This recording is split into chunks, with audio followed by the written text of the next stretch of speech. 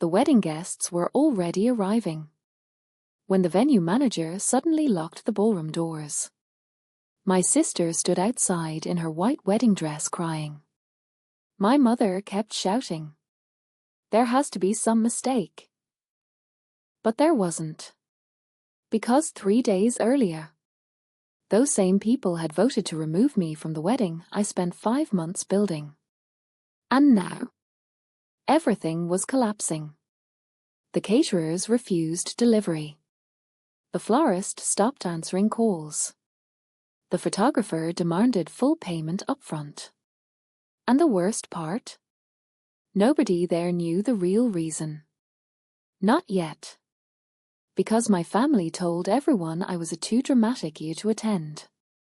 What they didn't tell them was that every contract, every payment, and every final authorization still had my name on it.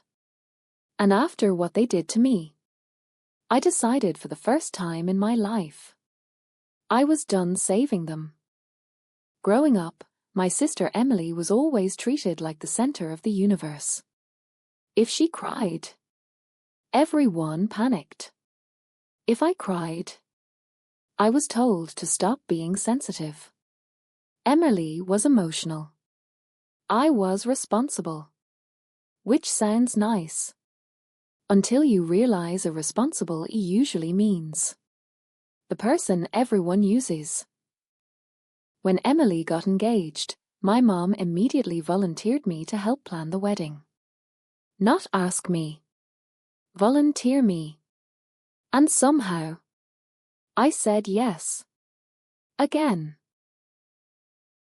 For 5 straight months, I handled everything. The luxury ballroom downtown, the catering company, the seating charts, the decorations, even the emergency backup generator after the venue lost power during testing. Every problem became my problem. Meanwhile, Emily spent most of her time posting a bride-era videos online. Still, I kept helping. Because deep down, I thought maybe this time they would appreciate me. That was my mistake. 3 days before the wedding, my phone buzzed while I was reviewing the guest list. It was a message from Mom. "Emily thinks it's better if you don't come." I stared at the screen for almost 10 seconds. Then Emily sent another message. Just 2 words.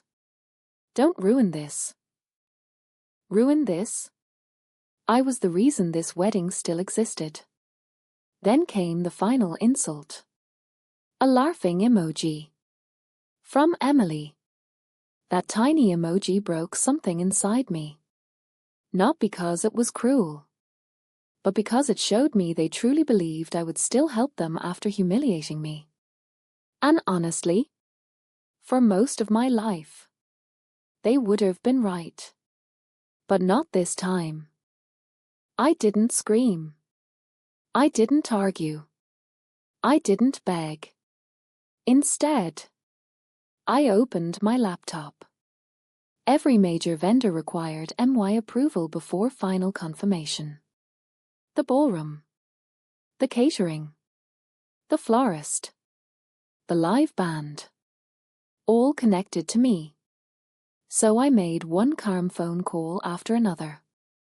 "Hello, this is Emma Collins. I'm withdrawing financial responsibility from the Harrison wedding effective immediately." Within hours, everything froze.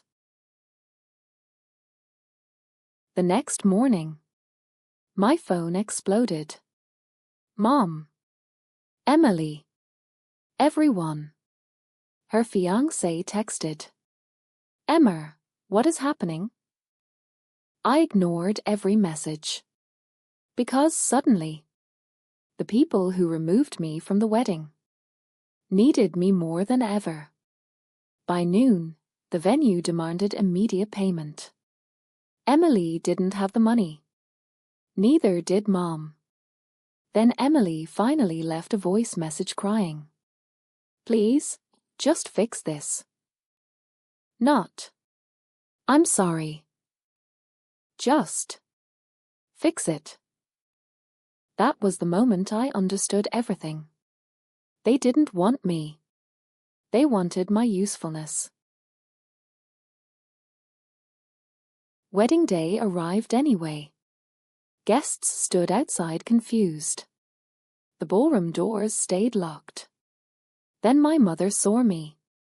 "Emma, thank God you're here." Emily rushed over in tears. "Please open the doors."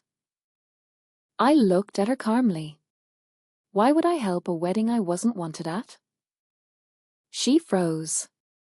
Mom whispered, "People are watching." I nodded.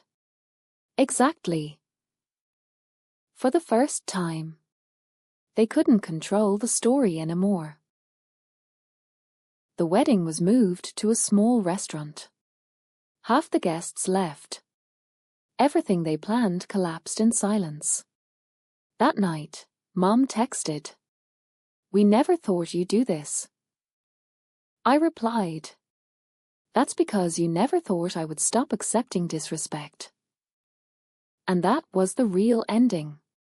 Because they didn't just lose a wedding venue that day.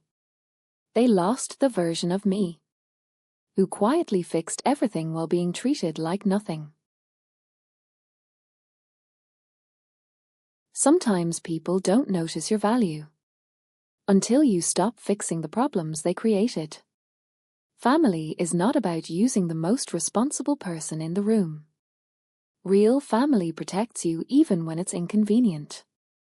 And the moment someone starts treating your kindness like an obligation, you have every right to walk away.